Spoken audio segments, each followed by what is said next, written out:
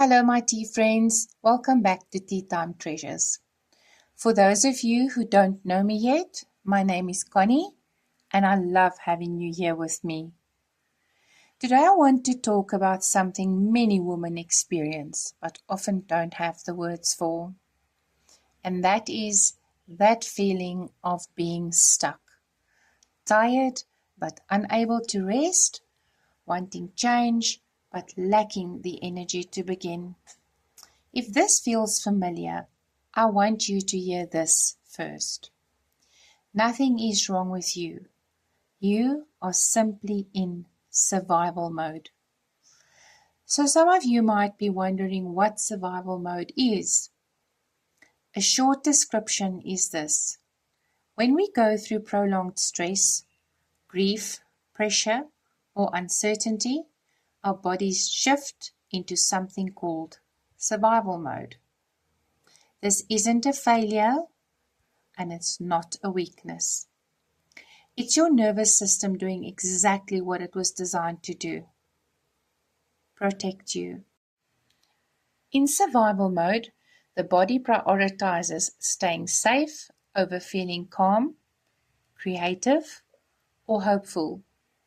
That's why motivation disappears. It's also why thinking feels heavy, and it's why rest doesn't always feel restful. Let's look at why willpower doesn't work here. The most common thing we turn to is to try and think our way out of this season. We push harder, we try new routines and more discipline. But a nervous system that feels unsafe cannot respond to pressure. It doesn't need fixing, it needs safety. The next point we can look at is why this matters so deeply, especially for faith and creativity. This is very often why faith can begin to feel distant during these seasons, not because God has moved or has pulled away, but because a dysregulated nervous system struggles with stillness, safety, and trust. In the same way, creativity often fades too, because creativity requires space. It requires a sense of safety. It also needs the body to feel settled enough to explore and express.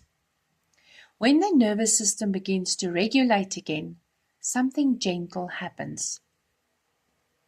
Clarity slowly returns, faith feels lighter and less forced, and creativity doesn't rush back. It wakes up quietly in its own time. But I want you to hear this very clearly. If you're listening and recognizing yourself in what I'm describing, please don't beat yourself up for the effects you're feeling. This is not a personal failure, and it's not a life sentence.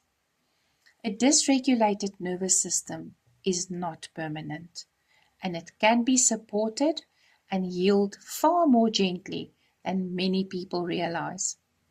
So please hear this with care, respect, and kindness. You are not behind. You are not broken. You are responding to life as it has been, and your body has been carrying more than you may even be aware of. And that deserves gentleness, not judgment.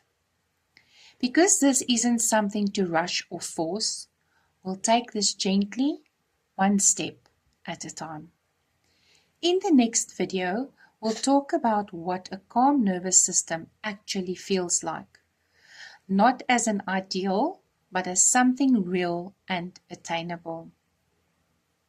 And after that, I'll begin sharing gentle, practical ways to help your body come out of survival mode and return to a sense of safety and steadiness.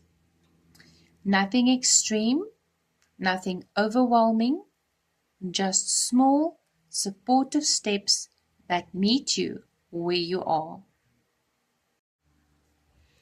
But before you go, I'd love to know, have you noticed how your body responds during stressful seasons? You're welcome to share this in the comments or simply hold that question gently for yourself. Until we meet again, may your heart be steady, your hands creative, and your faith quietly strong.